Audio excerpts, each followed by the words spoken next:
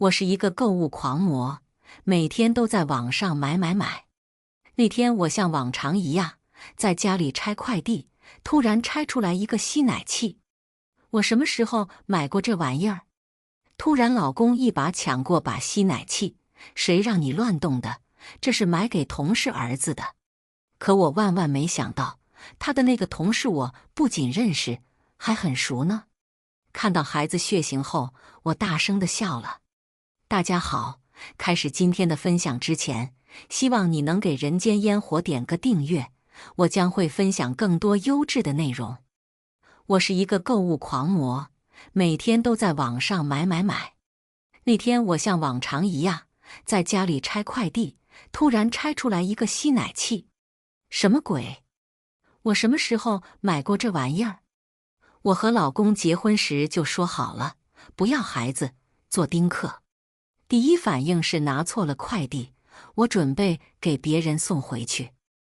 我看了下快递单上的信息，上面竟然是我老公的名字和电话。老公买的吸奶器，他买这个干啥？我看了下是个外国牌子，一看做工质量就知道价格不菲，盒子里还有一包防疫乳垫。当我还没回过神来时，老公开门进来了。他看到我手里拿着一个吸奶器，立马夺了过去。谁让你乱动的？老公冲我吼了一句。结婚这么多年，他从来没对我这样过。意识到自己失态，老公接着调整了下自己慌张的情绪，开口解释道：同事老婆刚生了孩子，这是送给他们儿子的礼物，我怕你弄坏才吼你的，对不起。他说着把吸奶器塞到盒子里，我若无其事地哦了一声，继续拆我的快递。但是怀疑的种子就此埋下。老公是公司的安全总监，有很强的心理素质，以前从没有见他这么紧张过。还有，如果是买给同事儿子的礼物，不是应该买婴儿衣服、玩具之类的吧？为什么会买产妇用的吸奶器和防疫乳垫？所以老公撒谎了。老公回来就开始洗澡，我趁着他洗澡的时候，拿过他手机翻看，结果全是工作相关的信息，还有和我的聊天记录，别的一无所获。难道真如他所说，这个吸奶器是送给同事儿子的？老公倒是一向很直男，不会挑礼物。我稍稍放心下来，或许真是我想多了。我叫李海音，和老公李景是相亲认识的。我们见面时，我说的第一句话就是我不喜欢生孩子，准备做丁克，你要是能接受，我们就继续聊。好，没问题。如果每一个婚姻最终只是为了生个孩子，那样的生活了无意趣。他当时非常爽快的就答应了。后来我们熟悉之后，发现彼此心灵契合，最终走向婚姻。结婚10几年来，我们俩一直琴瑟和鸣，如胶似漆。我刚要放下手机，微信弹出一条消息：我2个奶胀得好厉害，儿子胃口太小了。我还没有来得及反应时，接下来又是几条短信进来：你买的吸奶器还没到。不行，你今晚过来帮我。再这样我要得乳腺炎了。我如遭雷击。我看了下此人的微信名叫蜜桃子，老公没有给他备注。往上翻，她和老公没有任何对话，仅仅这几条刚发过来的消息。我想这肯定是被老公删除了。我刚想继续翻看，却听见浴室开门的声音，吓得我立马退出，并把消息设置为未读。他已恢复平素的温文尔雅，柔声对我说道：下午公司开年度安全会议，可能会开到很晚，晚餐不要等我，你自己吃吧。好的，不用担心我。我内心五味杂陈，但是表面却平静如水。我看着老公动作优雅地穿着衣服，举手投足间释放着成熟男人特有的魅力，一身剪裁合体的西装更是衬托得整个人精神抖擞。这样的男人，哪个女人不为之着迷？是我太大意了，我总以为我们的爱情会到天荒地老，其不知感情已在日复一日、稀松平常的日子里出现了裂痕。老公穿好衣服，长臂一伸，拿过桌上的手机看了一眼，接着我看他眉头一皱，表情有点着急。海音，公司有点急事，我得过去处理一下。快去吧，路上注意安全。明知道他是看见小三给他发的信息之后随便扯的谎话，我却只能顺着他的话说。礼物我先拿着了，下午见面送给同事。老公拿起吸奶器的盒子就急匆匆出门了。他一出门，我的情绪立马崩溃了，眼泪止不住的哗哗往下淌。不行，我得查清楚，哭泣没有用，我心里想着。我迅速地整理了下情绪，穿上外套就出门了。师傅，跟上前面那辆车。我一出小区门，立马打了一辆出租车。虽然自己会开车，但我的技术比较菜，跟车肯定会跟丢，所以还是打车比较保险。好的，女士。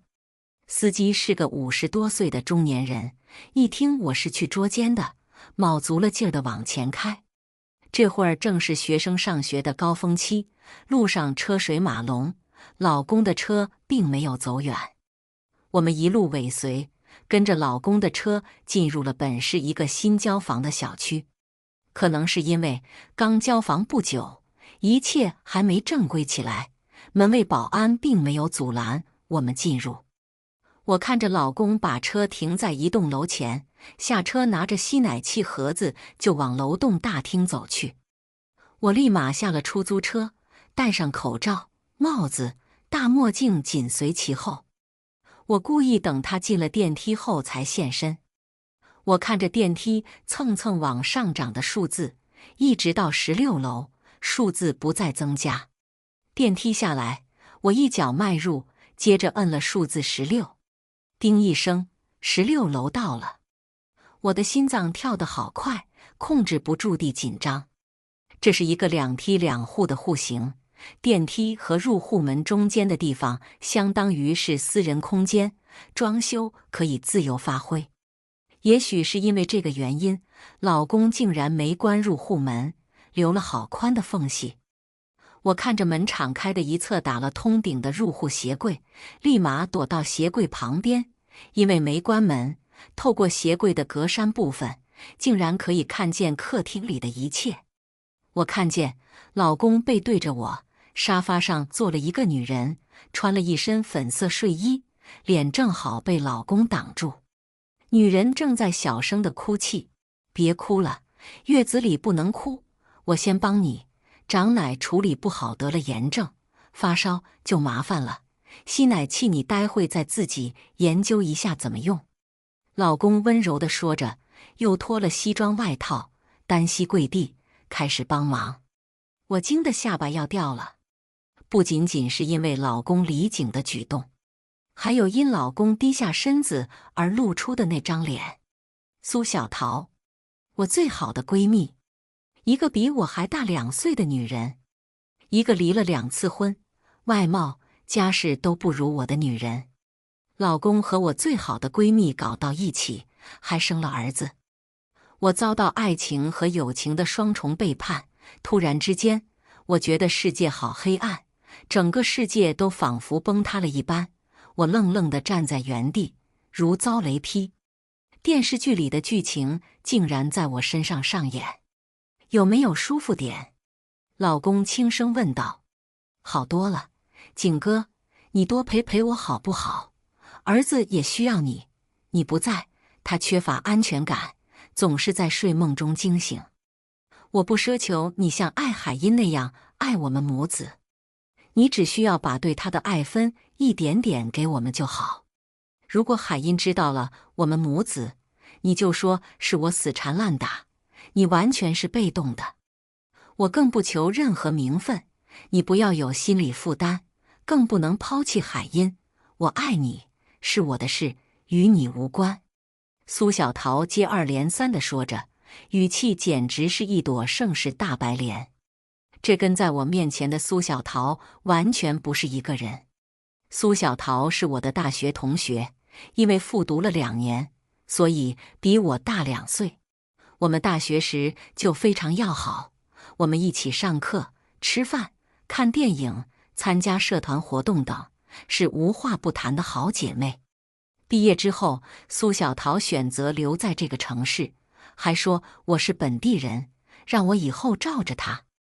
我眼里的苏小桃是活泼、开朗、乐于助人、阳光向上的。只可惜她结了2次婚，都所托非人，以失败告终。我们一直保持很密切的联系，也就是最近1年多的时间，苏小桃以工作忙为由，没和我碰面。原来她是偷偷缠上了我老公，并和他生了儿子。哇！一声婴儿的啼哭打断了我的思绪，把我拉回现实。景哥，儿子醒了，你快把他抱出来。苏小桃对着老公说道。老公接着向卧室走去，不一会他就抱出来一个小婴儿。小桃，他可能是饿了，你快喂他吃点奶。好，景哥。苏小桃接过孩子就开始喂奶。哇呜，孩子一直在哭。怎么办，景哥？他一直在哭，不肯吃奶。你把他放下来，他是不是哪里不舒服？只见老公轻轻地解开蓝色小包被，打开纸尿裤查看。小桃，他只是尿了，换条纸尿裤就好了。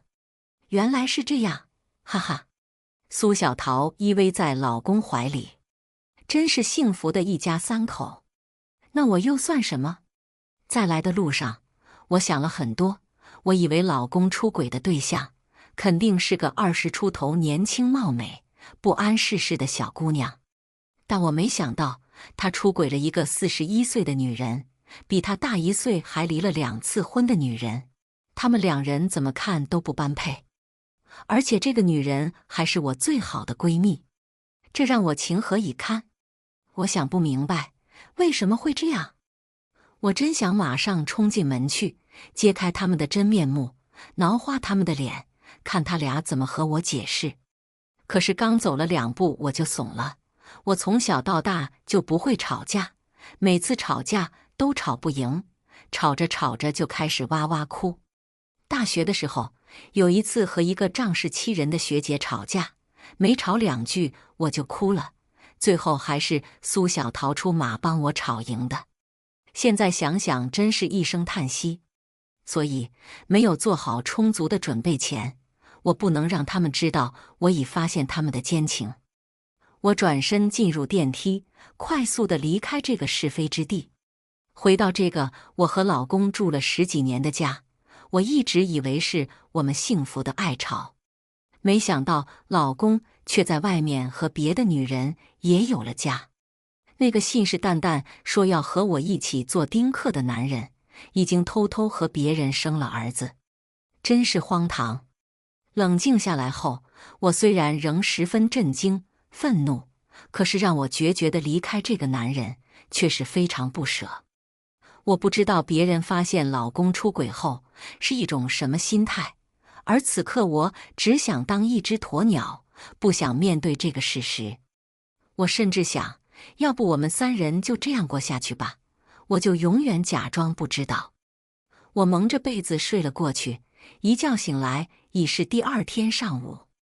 我拿起枕头下的手机，看到老公昨晚给我发信息了，说公司有事，晚上不回来睡了。切，借口都懒得换一个吗？他肯定在苏小桃家里享受天伦之乐呢。我揉了揉惺忪的双眼，准备起来洗刷。叮咚，叮咚，门铃响了。这个点会是谁呢？我起身去开门，门一打开，吓了我一大跳。只见苏小桃抱着孩子，大包小包地出现在我面前。海音，我无家可归了，只能来投靠你了。苏小桃惨兮兮地说着，就抱着孩子进来了，跟以前一样不把自己当外人。这是来逼宫的。小桃，你这是……海音，我们娘俩就住这间屋子吧，快帮我把东西搬进来。苏小桃说着，把孩子放在了客卧大床上，然后又拉着我去和她一起到门外搬行李。要是以前她有任何困难，我肯定第一个冲上去。可现在是什么情况？她睡了我的男人，还和他生了儿子，然后再大次次地住进我家。她以为瞒得天衣无缝，她以为这一切我都不知情。当我是大傻叉吗？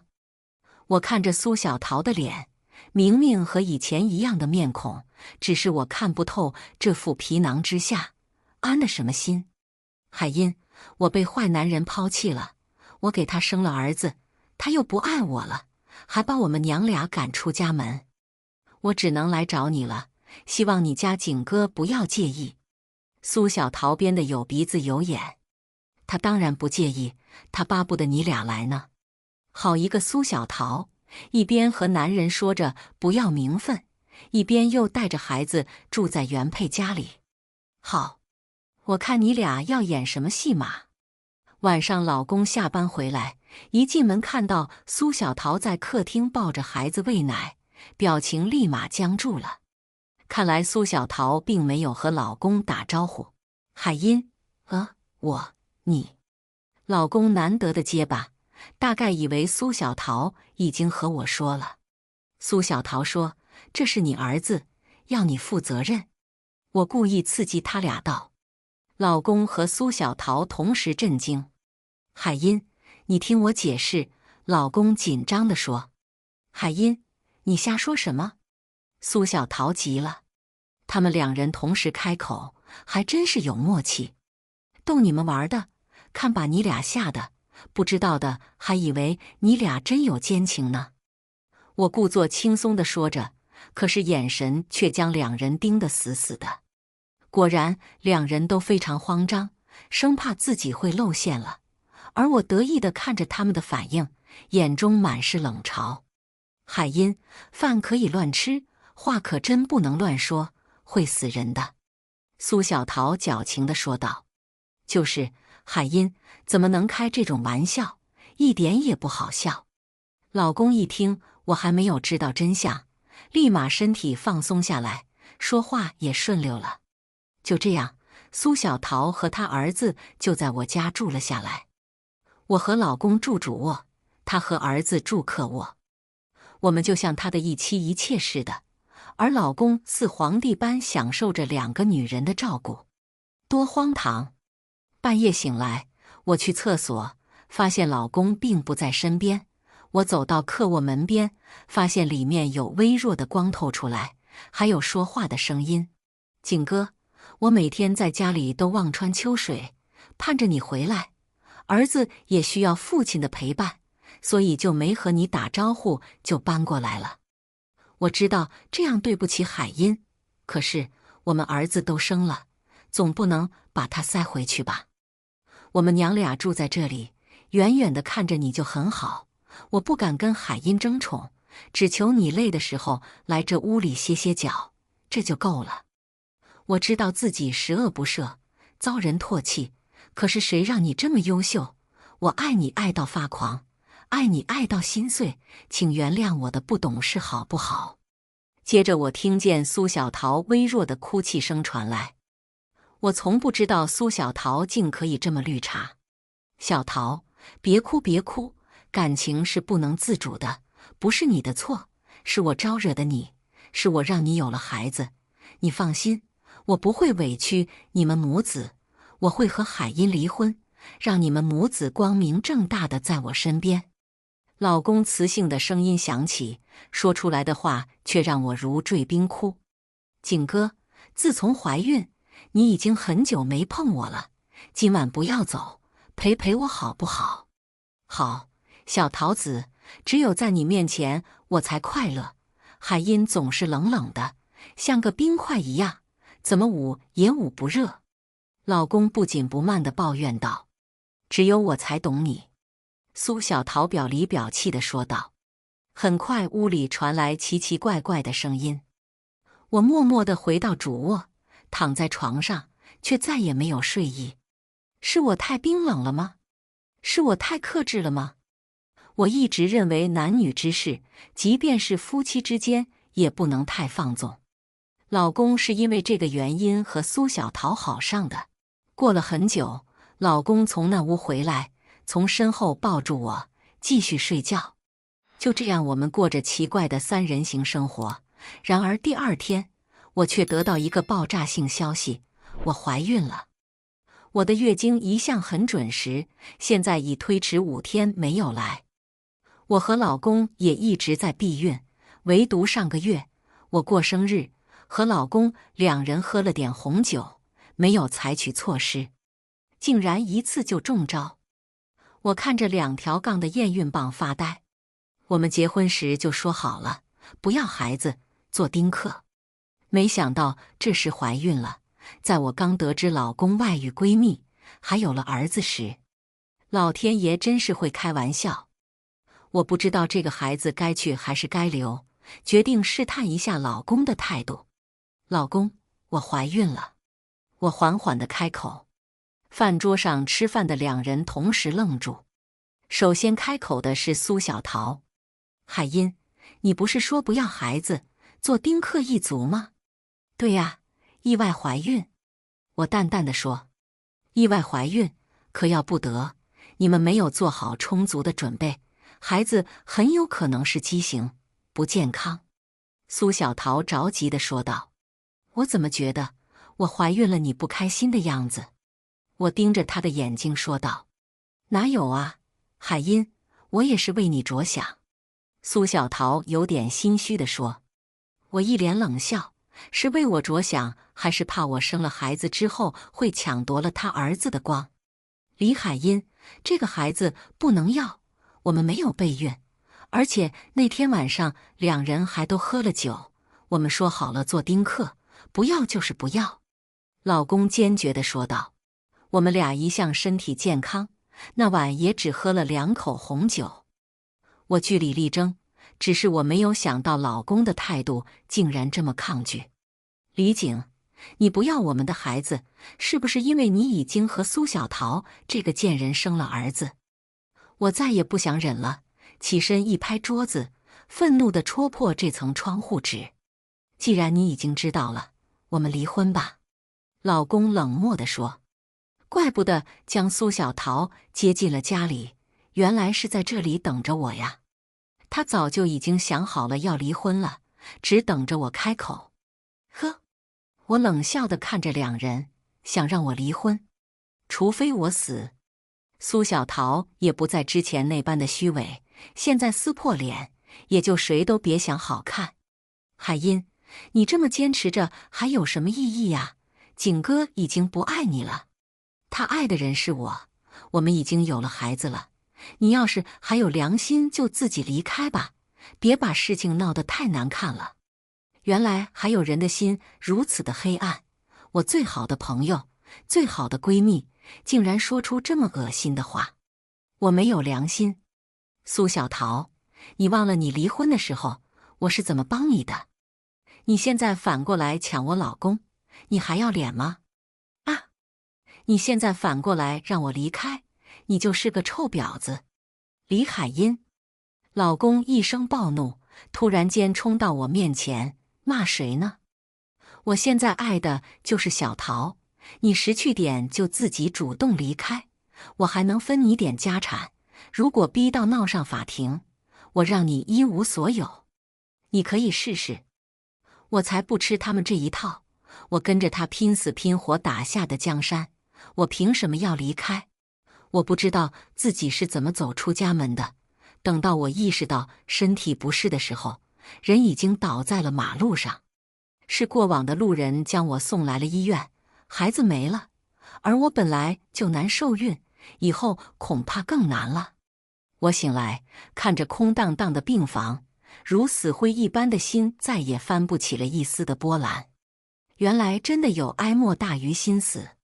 护士来病房，让我通知家属，可是我拿着手机却找不到可以拨打电话的人。最后没有办法，我只能将电话拨给了老公。他一听我在医院，第一句话不是关心，而是责备我事儿多，把自己弄进医院浪费钱。听着电话那头老公的咆哮，以及苏小桃不停地喊着饿了，我直接挂断了电话。为什么会走到这一步？我躺在病床上，想着这些年来跟老公走过的风风雨雨，我怎么都想不到我们两个会到了现在这个地步。曾经我们是人人羡慕的金童玉女，可是从什么时候开始，我们之间变得无话可说？什么时候开始，我们之间没有爱了？不等我想到这个问题的答案，老公终于来了，跟他一起的当然少不了苏小桃。看着我躺在病床上的样子，苏小桃立马挂上虚伪的表情。哎呀，海音，这是怎么了？怎么会闹成这样？老公两手掏着口袋，一脸冷漠地看着收费单据。景哥，是不是我做错了？我不该让海音出来买鱼的。对不起，是我害你的孩子没了，我该怎么办？对不起。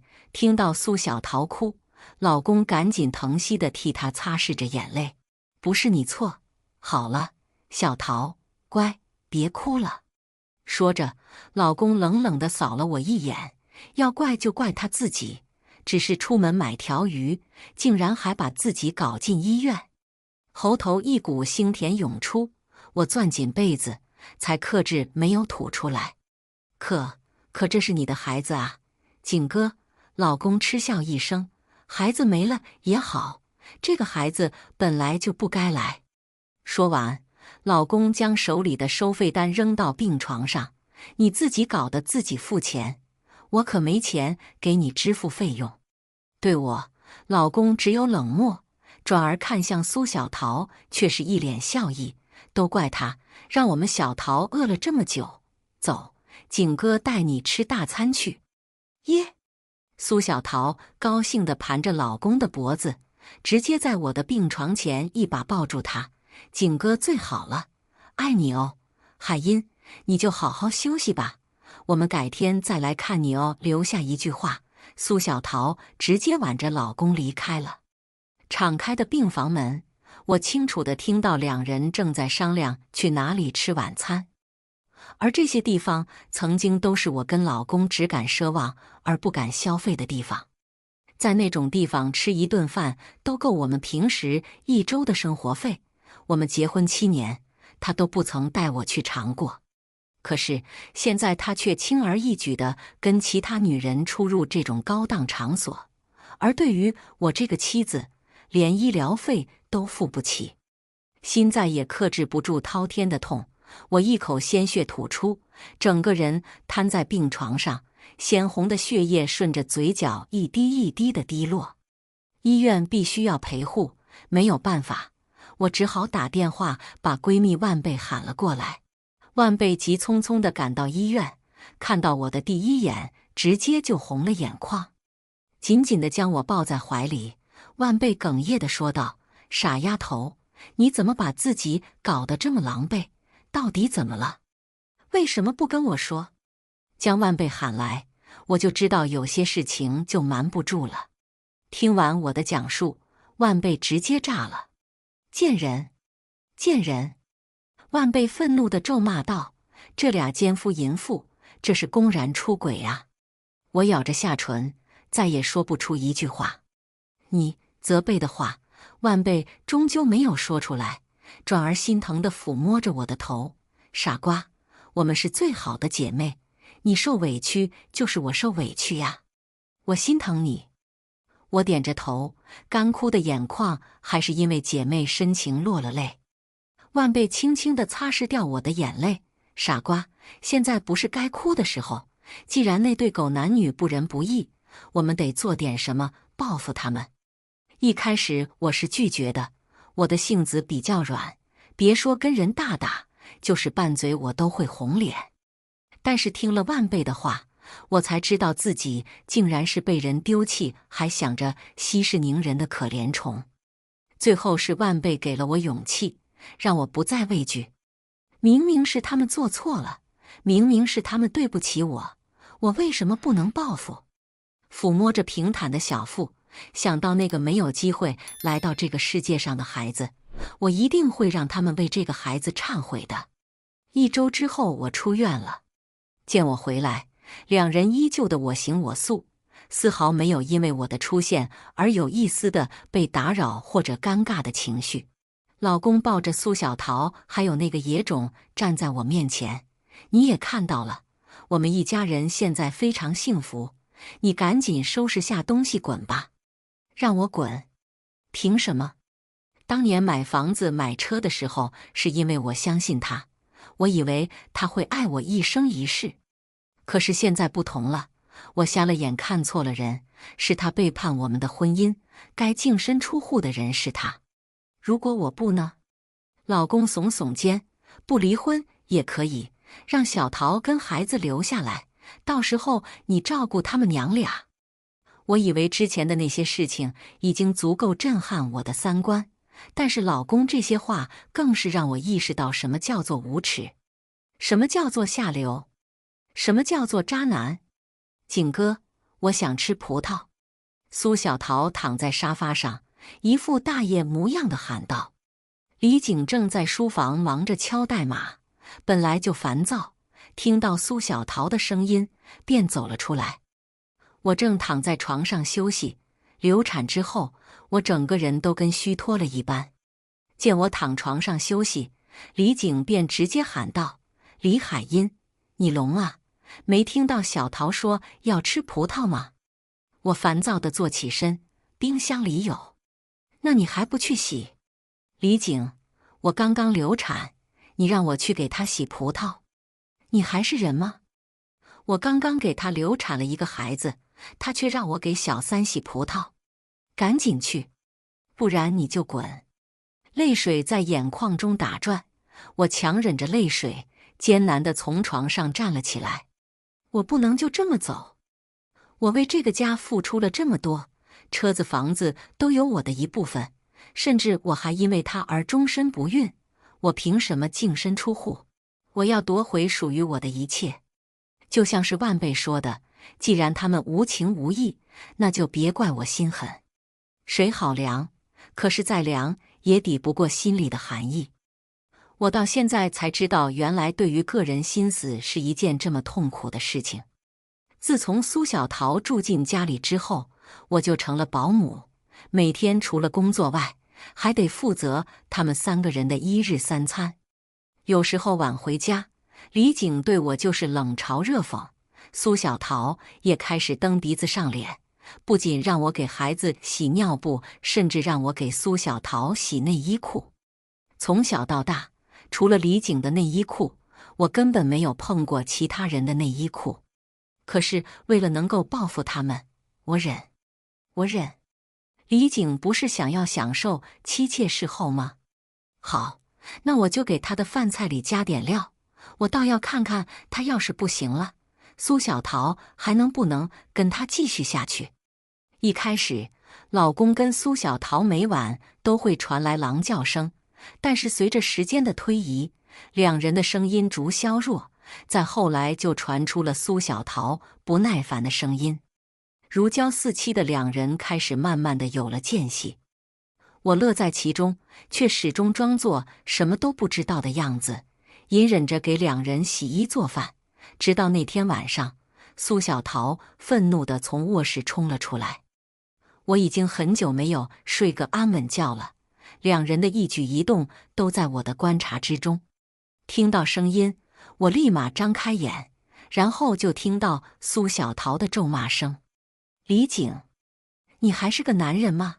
啊，你在干嘛？你是不是对我腻了？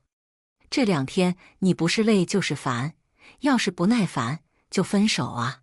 我不是没你不行。”李景立马跟了出来，着急呀，哄着他：“小桃，不是，你听我解释，我是最近接了个新案子，所以真的很累，你别生气，我保证以后肯定不会，我休息几天就好了。滚开！”随着苏小桃的几声咒骂，然后就传来了收拾东西的声音，一声摔门声，世界终于安静了。这就忍不了了。看来他们之间的感情也不过如此吗？食色性也，苏小桃贪图的不过就是从老公身上找到快乐还有金钱罢了。果不其然，第二天晚上苏小桃就回来了，而且身上又重新背了新的包。我上网一查，这个包7万块，7万块，老公就这么轻而易举地买给了她。可是我流产住院的费用，他都不肯出。这就是爱与不爱的区别吗？我跟万贝说了这件事，万贝觉得我太心软了，只是在饭里面放了些克罗米芬，让他们的生活降低热情。你下次直接放老鼠药好了，让这对狗男女一起去死好了。万贝恶狠狠地说道。我无奈地叹了口气，大姐，那是犯法。我为了一对狗男女把自己搞进去，也对。万贝点了点头，不值得。我思来想去，对了，贝贝，我记得你是不是有个朋友是私家侦探？私家侦探不算，顶多算个狗仔。那也行，你帮我约一下，让他提前查查李景跟苏小桃，我得换个策略。万贝点头，好，你放心。我让他处理。很快，万贝朋友那边就来了消息，原来苏小桃之前可不止一段婚姻，而且每一段婚姻都从男人身上弄下一大笔钱，而老公不过是她众多男人中的一个，而那个孩子是不是李景还不一定呢。回到家，老公正在跟苏小桃正要出门，两人打扮得光鲜亮丽，尤其是老公，那叫一个神采飞扬。海音，你回来了。苏小桃眉眼飞扬地跟我打着招呼。对了，桌上有份协议，你签一下。说完，老公带着苏小桃便离开了。客厅放着一张离婚协议，而上面离婚理由是因为我不孕是过错方，所以要净身出户。不孕？我是怎么不孕的？他难道不知道吗？既然他们已经走到了离婚的这一步，那我还有什么好留念的？李景一直以为那个孩子是他的，那我就亲手将这个梦给打破。我赶紧打了电话给私家侦探，让他调查苏小桃去的医院。拿到结果后，我立马去了医院。我以苏小桃姐姐的身份询问了医生，却告知苏小桃的孩子血型是 O 型。O 型？呵，李景跟苏小偷都是 AB 型，怎么可能生出 O 型的孩子？所以那个孩子不是李景的。趁着两人不在家，我偷偷将检查单放在了苏小桃的枕头底下，然后便出门去了。我说我需要静一静，离婚的事情我会考虑。老公一心想着要娶苏小桃，听我这么说，他便爽快答应了。回到万贝的住所，我便打开了监控准备看戏。为了搜集证据，我早在家里安装了针孔摄像头，没想到今天有这么一出好戏看。两人纠缠过后，苏小桃去洗澡，李景翻了个身，突然就摸到了枕头下的出生证明。看到出生证明，李景又掏出手机查了下，随即愤怒地冲进了浴室。虽然只有声音，但是听得出来两人闹得不可开交。万贝在一旁吃着薯条喝着可乐，高兴得不得了。哈哈，这个李景原来是个背锅侠呀！我哈哈哈，现在好了，自己的孩子不要，竟然给人家喜当爹。你赶紧离婚，离开这个傻逼，天下最傻的男人，蠢货。好了。我无奈地看着万贝，现在只是第一步，我后面还有大招呢。万贝兴奋地凑上来，没想到啊，你现在完全变了一个人啊！你现在是钮祜禄海音啊！搞死这对狗男女！很快，我便将苏小桃跟每个男人在一起的照片分开寄给了每一个男人。我知道很多男人都不会因为被女人骗而把事情闹大。毕竟他们最在意的还是面子，但是如果将苏小桃的诈骗金额曝光出来，这些个男人瞬间就炸了。骗感情就算了，还骗钱，而另一份，我打包寄到了警局。很快，警局就有人上门了。苏小桃因为诈骗罪被逮捕了，李警还不知道哪里的事情，一脸懵的还在跟警察进行沟通，还真的够痴情。苏小桃孩子血型的事情3两句就给搪塞了过去，现在苏小桃都有了罪证了，他还不相信。直到后来，李警跟其他的一些受骗男人被叫到警局去配合调查。一群男人碰面后，李警终于相信了，他心目中的小桃竟然是个彻头彻尾的骗子，骗感情最终骗钱。那天从警局回来之后，李警直接喝了个烂醉，抱着马桶吐了半晚上。我坐在客厅，听着卫生间传来又哭又闹的声音，伴随着阵阵的呕吐声，我不由扬起了嘴角。这么难过呀？没关系，很快你就会去陪你亲爱的小桃了。苏小桃因为诈骗金额过高，加上几个受害人不谅解，甚至要求要加刑，所以最后判处10年有期徒刑。解决完苏小桃，接下来就是李警了。这件事闹这么大，李警被骗了100万的事情很快在周围传开，他单位也察觉到了苗头。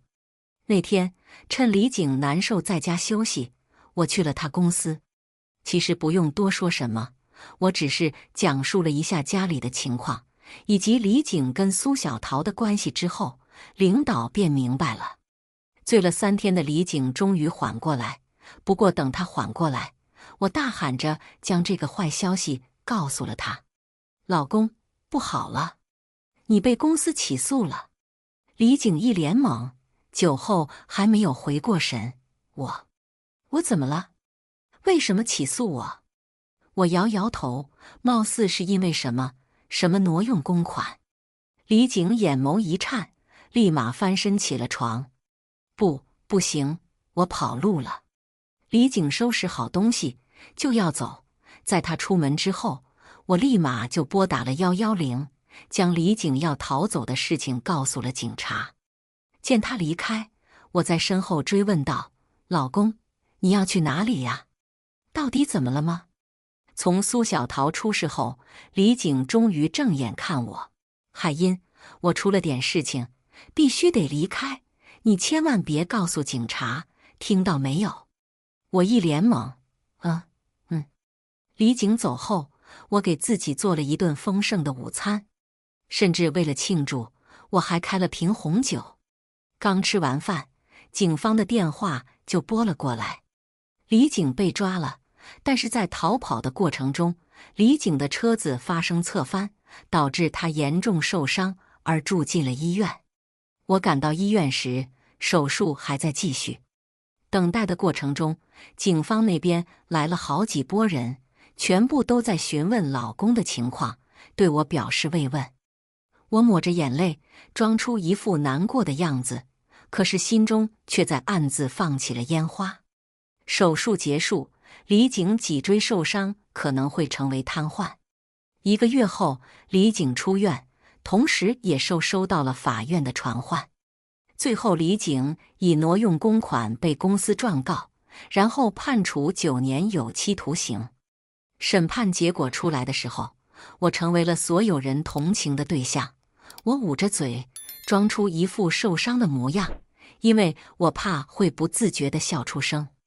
这一对狗男女，不对，应该是这一对监狱狗男女，终于可以在监狱团聚了。以上就是今天分享的故事，大家有什么想说的、想吐槽的，欢迎在下方评论交流，也更希望能给人间烟火点个订阅，我将会分享更多优质的故事内容。